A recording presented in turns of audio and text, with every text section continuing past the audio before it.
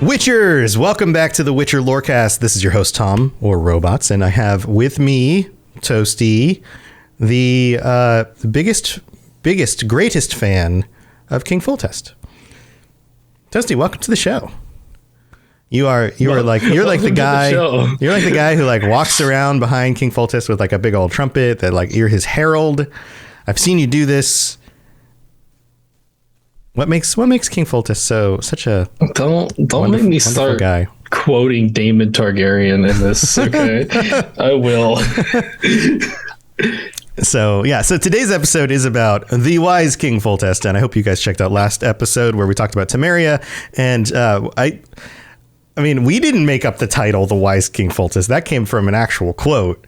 Mm-hmm. So that's going to be the name of this episode. I mean, looking into it, he was, some things he was pretty wise.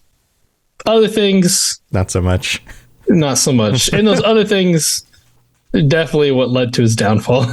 So yeah. All right. Well, here, let's get into it. We've got a bunch of details. We're going to go over all the details, how like the path of his life, what happens in the games as opposed to the books. So where do we start? So, King Foltest of Temeria, also known as Hrobost. I believe that's a translation, a different kind of translation for his name. Like how like Jaskier versus Dandelion, I believe is kind of the same thing for him. Okay. Status deceased, at least in the games. His hair color, which I thought this was interesting because I don't think I ever picked up on this detail. In canon or like in the books, it is red, but in the games, it is brown. Yeah, and there are some other descriptors in the books that makes it say that like he's fair looking, like he's kind of attractive, but then like slim and fair looking. But then they like casted a guy who was completely not that for the TV show. Yeah, I thought that was hilarious. Yeah, he definitely like even and then like if you see him in like the games, he's so different from that dude too. Yeah. His eye color is brown in the games. So I guess they just don't mention it in the books. Mm-hmm. Race human, male. He's Temerian, and his coat of arms is the Temerian lilies, which makes sense because he's the king of Temeria. So he's also specifically the latest king of Temeria. So as the coat of arms has already gone through its progression, like how we talked about in the last episode. Right. So he's the king of Temeria, but he has some other titles. What are these other titles?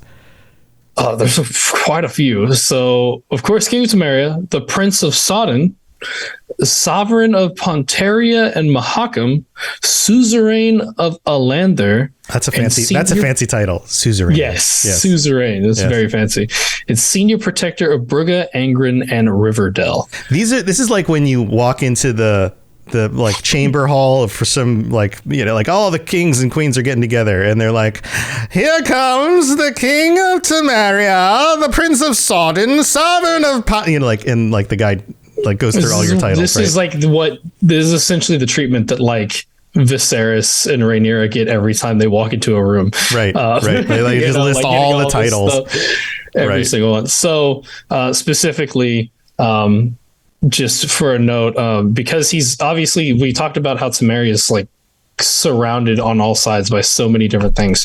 And he does have close relationships with a lot of different areas. So his close relationship with Mahakam, of course, and it's kind of being like a vassal of Temeria, then again, of course, does that. And then Pontaria, like the Pontar Valley River area.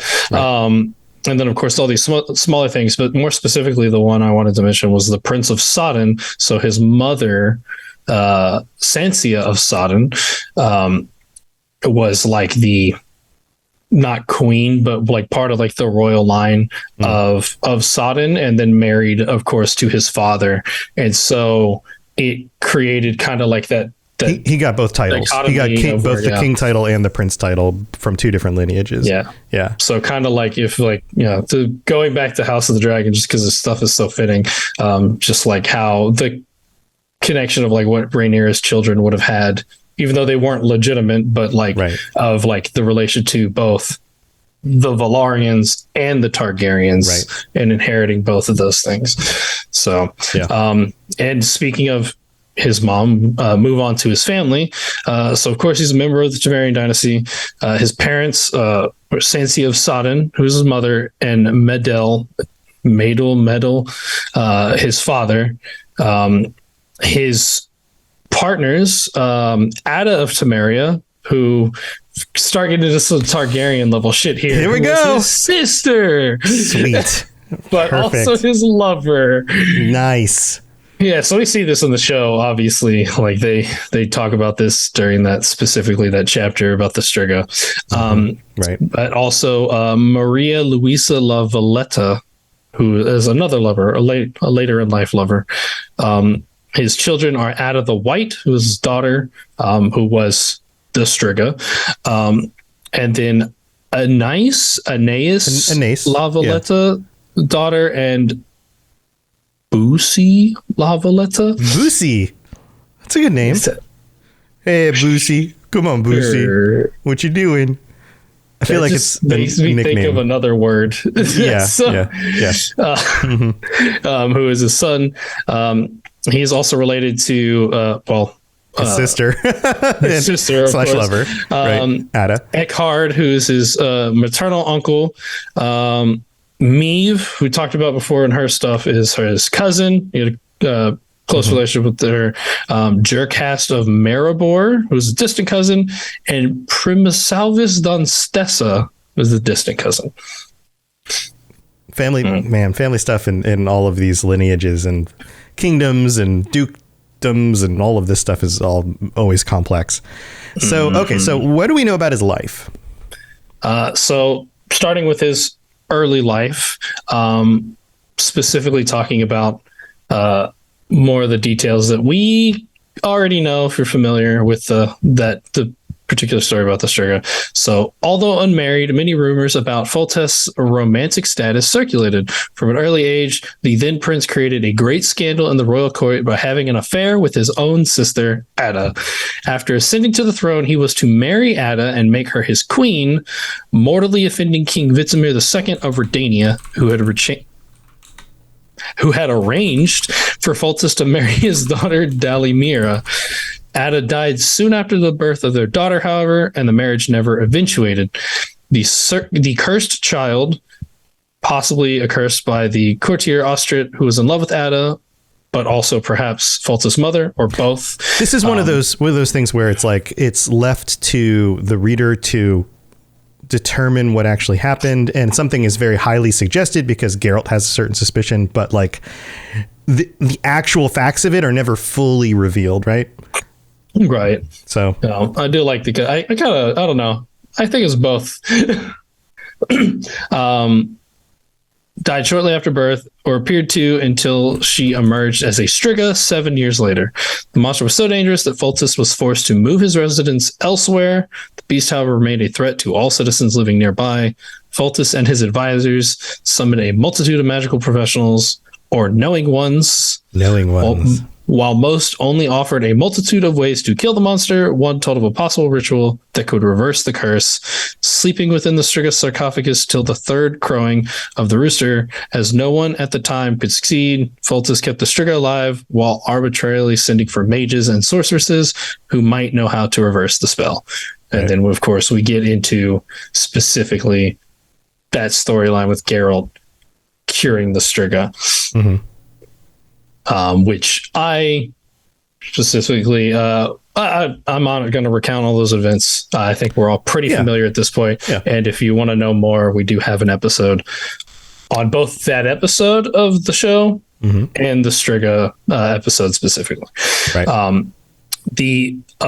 So after that, the affair between Foltest and his sister rendered him ineligible as a royal bachelor because any potential union would be tainted by the scandal. However, Foltest did not remain celibate for long, as most kings do. Most humans are like, I still got some needs here. Yeah. During the Second Northern War, he was secretly in love with Baroness La Valletta. It is widely rumored that both the Baroness's younger children, son Boosie and daughter Anais, are not the children of the old Baron Lavaletta, but the progeny of Foltest. Ada the White was officially regarded as the successor to the Temerian throne, but the girl was clearly impaired and disabled. Bummer, dude. Yeah. So not necessarily the most wise decisions, even from the beginning of what we know about his story. Definitely when it came to what's inside his pants, he didn't make very many wise decisions. Right. Yeah. Right. So, of course, being that he was the king of Temeria, and we talk about this all the time, the wars between the northern kingdoms and Nilfgaard, he had something to do with that stuff, right? Mm-hmm. So, of course, in 1263, during the First Northern War, Foltest traveled with the Temerian army to Lower Sodden, where under the united leadership of King Vitimir II of Redania, a great battle was fought and won against the invading Nilfgaardians. This is the first battle of Sodden Field. First battle, yeah, right. the Battle of Sodden Hill. Right. The war crippled the Temerian economy. So over the next few years, a surplus of cheap Nilfgaardian goods started entering the kingdom. These goods competed too highly with local artisan prices, and so Vitimir II of Redania introduced ius stipulae, blocking the movement of goods into his kingdom to Novigrad, blocking all merchandise routes, and looking for Temerian and Nilfgaardian wares to seize and resell within the city, hoping it would prevent the same issues that Temeria's economy was suffering from. Foltest responded by issuing the law in the cities of Vitsima and Gorsvalin, knowing he couldn't close the southern borders, preventing the movement of Nilfgaardian's goods as it would anger the Merchants Guild. So even during this time, this is interesting because we talked a little bit about this last time, but this idea that even though he was the king, he didn't have just carte blanche would be the term, like unlimited power to just do whatever he wanted. He had to take into consideration the needs of the people. And in this case, the Merchants Guild, because the way the world is at this point in the history of the continent, there's this middle class that has risen to power, the same way it did in lots of places in the world. And so now the merchant class has some wealth and they have some influence. And so he can't just decide to do this because it would completely piss them off, and then they would pack up and move somewhere else or stop selling their goods or do whatever, which would tank the economy. So it's interesting. Like, so in that sense, he was wise enough to make sure not to piss off a contingent of the population that was powerful enough to make things even more difficult for him. But it was kind of a rock and a hard place kind of situation.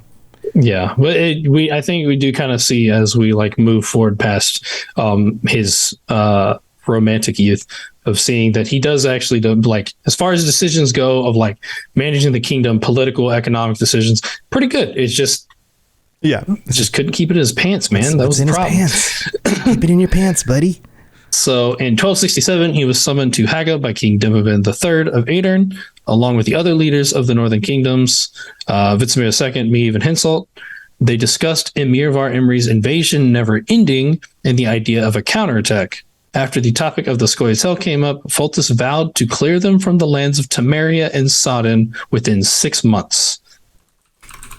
That's bold. We know how slow stuff moved in like kingdoms like this. Like, wow. While the other leaders believed Foltest had been searching for Ciri, as he wished to marry her to control Sintra, Meave knew about his relationship with Maria Luisa Lavaletta.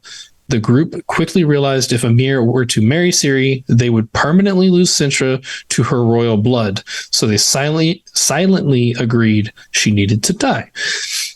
Foltest returned to Vitsima and sent messages to his vassals to collect soldiers for the army, preparing for the Second War. Right. So this is the whole thing that, I mean, a lot of this is the main thrust of the stories is what's going to happen to Ciri. And Ciri feels like everyone else is trying to determine what she's going to do.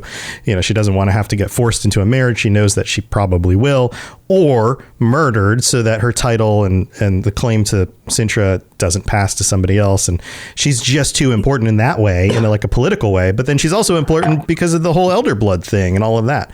So this is like his perspective, and it makes sense. He would attempt to marry her, even though it's not for love. It was for political gain.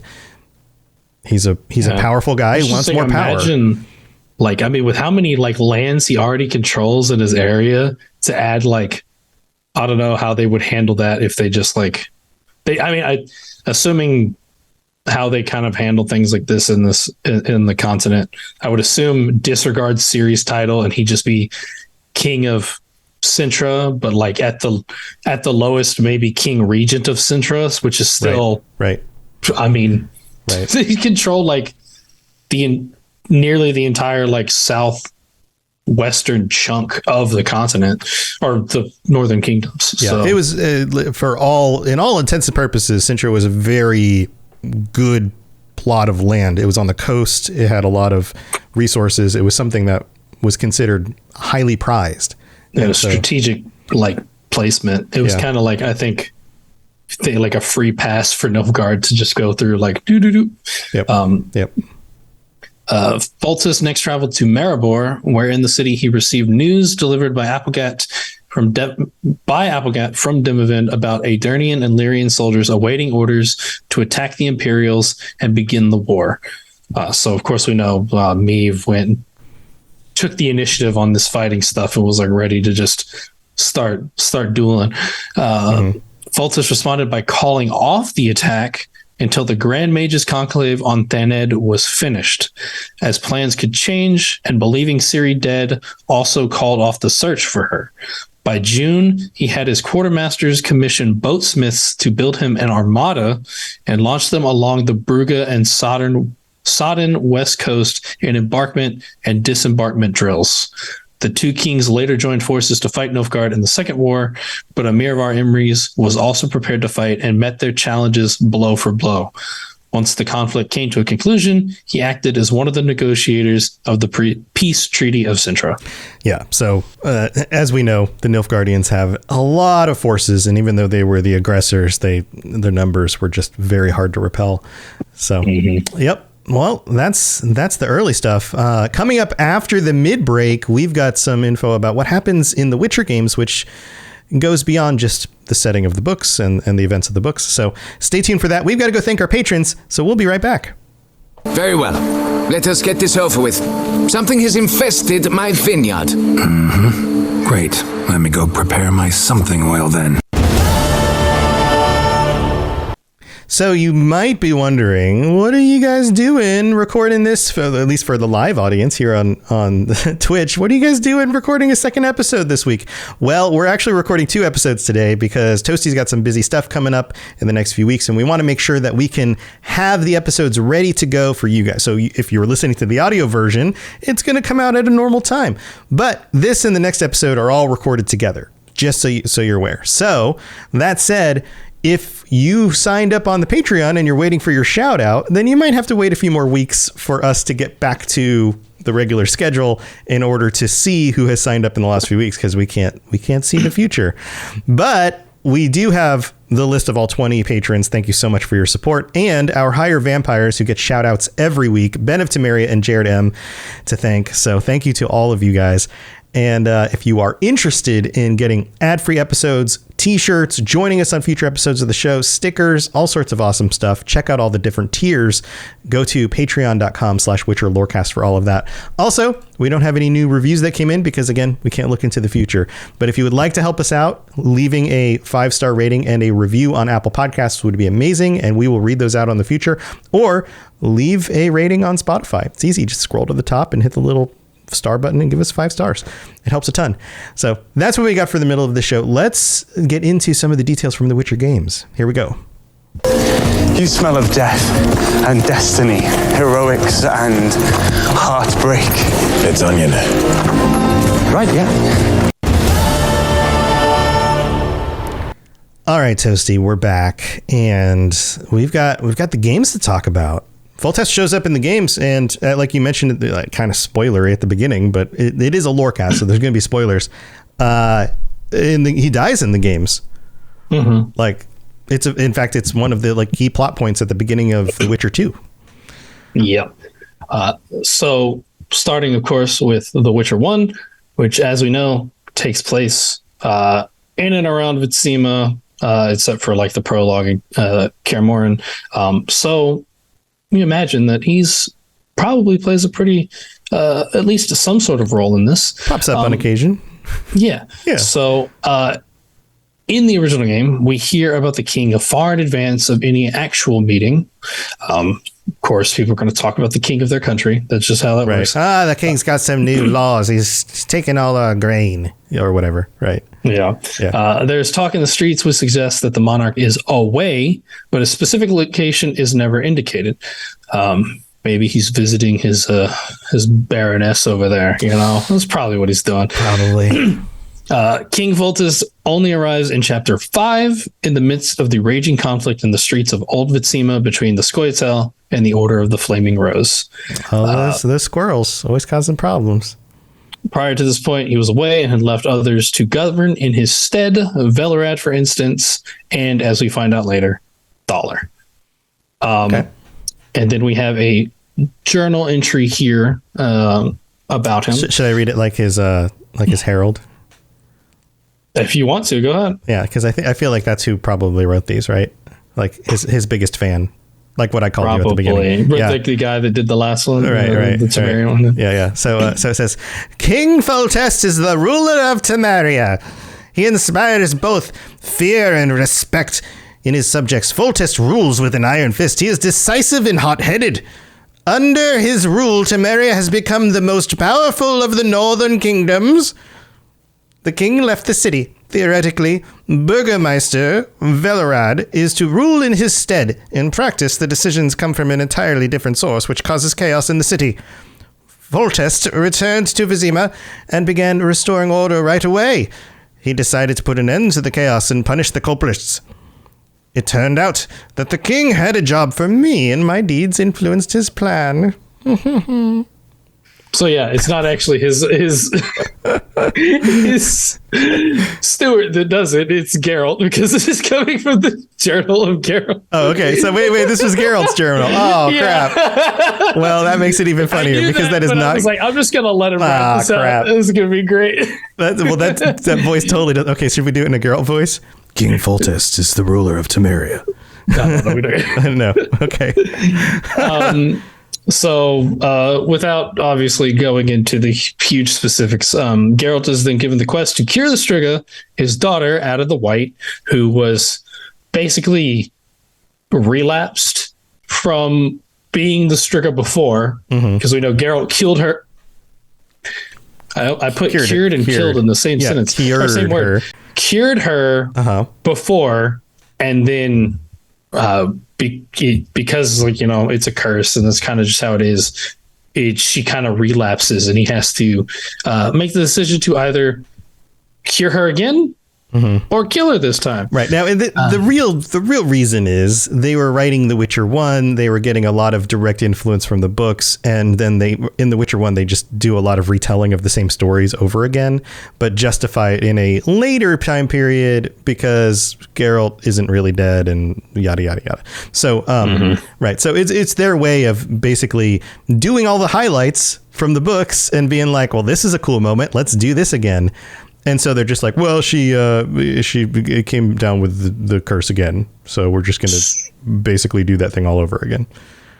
So like how the Star Wars sequels were just retelling the story of the original trilogy. Yeah. But this one was more enjoyable. Yeah, kind of like that. Yeah. I mean, and I don't think they even expected the games to be as popular as they became. So it was like, well, the majority of our fan base is not going to have read the books, so we can just retell the best bits of the story but put it in a slightly different setting. And so that's basically what they do here. But if you were to say that this was canon, and we clearly understand that there's book canon, game canon, and show canon. They are very different things. So in this sense, yeah, the thing does happen again, and Geralt has to cure her. Yeah. And of course, you obviously have the choice whether you can cure her, kill her again, or cure her again, or kill her. And the only difference between those decisions are just being able to see that, like, despite what you might expect out of Foltest, he does actually care greatly for his daughter, because he's very distraught if you kill her, and he's very overjoyed if you cure her. Right. So, moving on to The Witcher 2, having survived one assassination attempt at the hand of a mysterious killer. Thanks to the timely intervention of Geralt of Rivia, the king keeps Geralt nearby as he regards Geralt as a sort of good luck charm. Man, all these rulers of the Northern Kingdoms just want to keep Geralt around. It's true. He like pisses them off. Effective. He's really grumpy to them. He doesn't pay attention to them. He doesn't follow the directions. But in the end, he gets things done, and so they keep him around. The damn White Knight syndrome that he suffers from gets him in trouble all the time. Yep. At the start of the game, Foltest is leading a civil war against Baroness Lavaletta to claim his bastard children. He is eventually assassinated by the Kingslayer, or Letho of Gulet, and Geralt is accused of the crime. One of Foltest's most trusted agents, Vernon Roche, assists Geralt in finding the Kingslayer. Leaving no lawful heirs, Foltest's assassination plunged Temeria into chaos of interregnum, the threat of a full-blown civil war between the nobility and the last remaining bastard child and her supporters. In the game, Foltest has changed significantly. His clothes and face are completely different from the first game. Focused on the design and the art of the character. He appears more regal, colorful, and distinctive. He only briefly appears relative to the story in the tutorial missions as flashbacks when recalling the events to Roche. Right. So yeah, more political garbage because of all the stuff that happens to him. So, yay, politics. And then actually, so there's some like information stuff that we can get from the Gwent game, because they do standalone kind of card like game, right? Yeah, not the one that exists in Witcher 3, but the actual standalone card game. Yeah, right. Which is great, by the way. Go play it. It's awesome. It's really good. Yeah. So there's like, I think they kind of split. There's like chests that you can get like lore drops from, and then because I've never played it, this is just my assumption of what I mean. But there's also like I think scrolls or something. The scrolls just kind of tell about like, are just like kind of a 4-part small story about talking about how Foltest never made wise decisions when it came to his bed, and that's what led him to his demise. Right. Yeah. Yeah. It's like these little mini quest lines, and then certain cards have a little descriptions where there's like little nuggets of like lore info. Maybe there's a few different places where you can gather information, but yeah, there's definitely these little tracks of like little quest tracks that you can follow. Yeah. And so we have like 3 chests here that give cool little like bits of info about them. And of course, consider this for just the games, because these are likely just game canonical things. So in chest 1, unlike the other kings of the North, Foltest did not hate the elder races. On the contrary, he spoke fluent elder speech and was a connoisseur of elven poetry and dwarven ale. Ooh. Nevertheless, he fought against the squirrels with unbridled ruthlessness. He sentenced every prisoner of war to the breaking wheel, considered sympathetic humans as spies, and confined all non-humans to segregated city quarters. After all, he thought, reasons of state sometimes demand sacrifices. Dude, if you don't know what being committed to the wheel is in the terms of like ancient torture, go look it up sometime. It's no good. No good. Yeah. In chest 2, Foltest claimed dozens of wartime victories, often against overwhelming enemy forces. What was his secret to success? An analytical mind? Swift and decisive action? The king himself used to say that he owed his many victories to an excellent memory, for he knew the names of all his officers, even many of the rank and file. He understood their strengths and weaknesses, thus enabling him to assign the right person to any task. As a result, most in Foltest's service considered themselves friends to the king, and all were prepared to give their life for him. That's pretty cool, because those are definitely aspects you want in a good leader. Somebody who legitimately feels like they're invested and connected to the officers and the people below them. They're able to make good decisions. You don't want somebody who seems disconnected, and then every time they make a decision, all the officers are just like, well, that's a dumb thing to do, because clearly this person's the right person for the job. Yeah, it definitely inspires like that motivation to fight harder. And because like, I mean, obviously it's not just like working a job, but similar to working a job, when you have a manager that actually like tries to get to know you and like actually like develops interpersonal relationships, you definitely like, I feel like most people tend to like work harder. I know I do. Right. Because you feel like you're seen, you feel like you're respected and you're treated like a human being.